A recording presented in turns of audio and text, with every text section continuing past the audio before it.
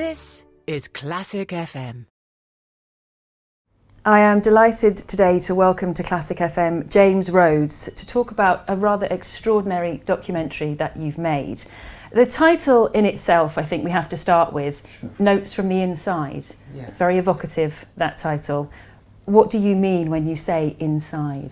Well, that's kind of where we came up with it, I think. Obviously, inside a locked ward, but I think perhaps more, even though it sounds slightly hippie-ish and pretentious, the notes that perhaps are inside all of us, anything creative that can come out. In the documentary, one of the things that really struck me was that you say music changed your life. Yeah. And I think people often have a tendency to make statements like that and not actually realise the strength behind it.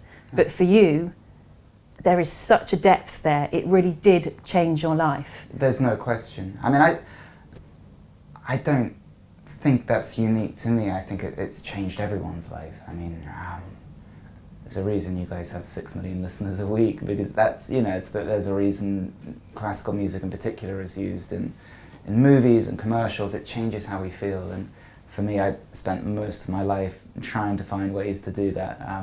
A lot of them had very dubious side effects, but music was the one thing that consistently has never let me down, and it's always kind of achieved what I wanted it to.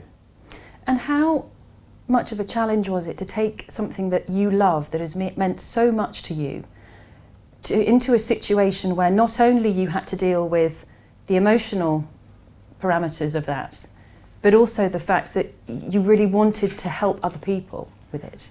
Yeah, it wasn't a challenge in as much as I knew it was going to bring up a lot of feelings and a lot of emotions. It was, to be honest with you, it was actually meeting the guys and playing to them was so much fun.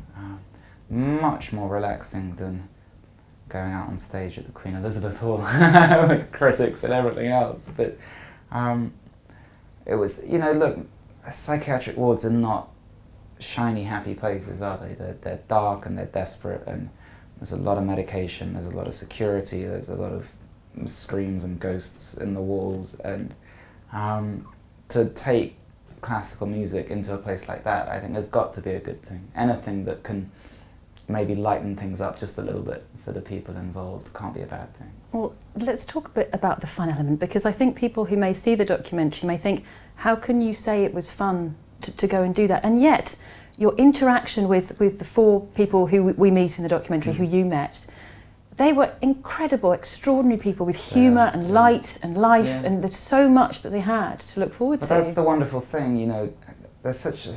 Schizophrenia is not kind of one of the glamorous diseases that, people can feel good about wearing a t-shirt with it on, and it's a stigmatized, ugly, messy illness. And the thing that really strikes me is that, you've seen the documentary, you've seen the guys involved, they're like anyone you would sit next to in the tube or at the pub, or it affects any of us, and yet they are so humble, and you can't imagine the stories the stories that they have that are beyond my comprehension anyway, that they're still here and still have something to aspire to and to look forward to, and creative and passionate and can have fun. And I think it's anything that we can do to, in some small way, destigmatize schizophrenia has got to be a good thing.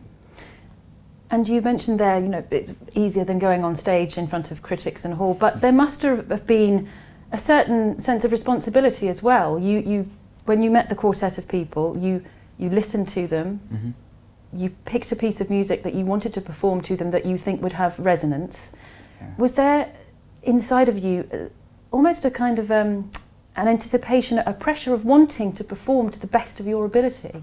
But there's always that pressure. I mean, whoever I'm playing to, I think that's par for the course if you're a musician. I think if it's not, if you get lazy and just think, I'll just turn out a performance, that's the time to retire and to not play anymore. Certainly not to start charging people tickets or, But you approached it in the same way as any performance then? Yeah, absolutely. Gosh, it's 10 times harder actually playing just to one person than it is playing to 2,000 people. They're right there, and it's really up close and personal. And but again, look, it was one piece. It was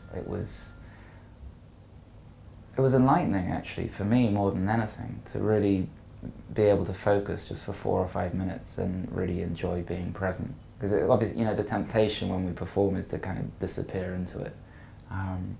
Well, I had a great time, I've got to be honest with you. Yeah, of course it was slightly nerve-wracking, but that's just me being needy and a little bit pathetic. Please love me and think I'm good, and none of that's important, boring. And since filming, have you had any correspondence or have you spoken to them? Absolutely, yeah, 3 of them are out. Jason is probably going to be in there a little while longer, but the 3 who are out I've been in touch with, and we had the premiere at the Sheffield Documentary Festival and they all came. It was brilliant. So yeah, I'm in touch with them and they're doing well. Music, of course, is your life, yes. Day-to-day life, and you're not just here to tell me about the documentary. You've got a very busy couple of weeks, busy summer coming up. Tell us what you're doing. Gosh, thank you for the free plug. I'm down at the Soho Theatre from Thursday. I don't even know what date. I don't even know what day it is at the moment. It's summer. It's Monday. Is it Monday? Yeah, really? it's Monday already. Yeah, I've got 6 nights at the Soho Theatre until the 3rd of August, which will be lovely because it's the kind of venue where you go downstairs and there are tables and you can have a drink and you can sit there, and there's a lovely little piano in there.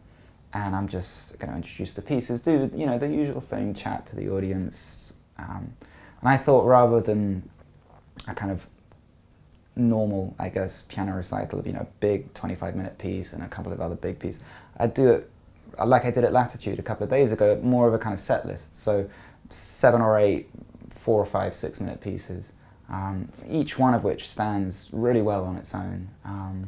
So we'll have some Rachmaninoff, some Chopin, some Schumann, some Ravel, Prokofiev, just really, really great pieces. And in a very intimate setting. I love that. I love the idea of, theatres are so good for concerts. The control you have over the lighting and the atmosphere, I think, is so special. So, come along and bring a date, and it's at 7:30, it'll last an hour, and then you're out at 8:30 in the heart of Soho. 1,000 restaurants and other fun things that you can get up to. And I think it'll be, 6 fun evenings. A couple of them are sold out already, but I'm sure there's always plenty of tickets to be had on the night. And then I'm off on my first holiday in 3 years. And where are you off to? I'm off to Greece for 11 days. That's the longest holiday I've ever had. And I think I'll go slightly nuts about 3 days in, I think, and no doubt try and find a piano somewhere. I was going to say, and will music go with you? Because it always goes with me, yeah, of course. And I'll be writing some things for maybe some of the papers and reading and researching and preparing, because then I come back and there's more filming, and so there's a lot happening at the moment. But and would you ever consider taking an electric piano, or are you always with an upright? Or ideally an upright. The truth is, you'd be amazed at just how much work you can do away from the piano, memorising and running things through in your head and seeing where all the holes are. It's extraordinary. You don't really need a piano. Obviously you need a piano, but you can do an awful lot away from it, which is kind of interesting to me. Excellent. James, thank you very much for coming and speak to us. Thank you.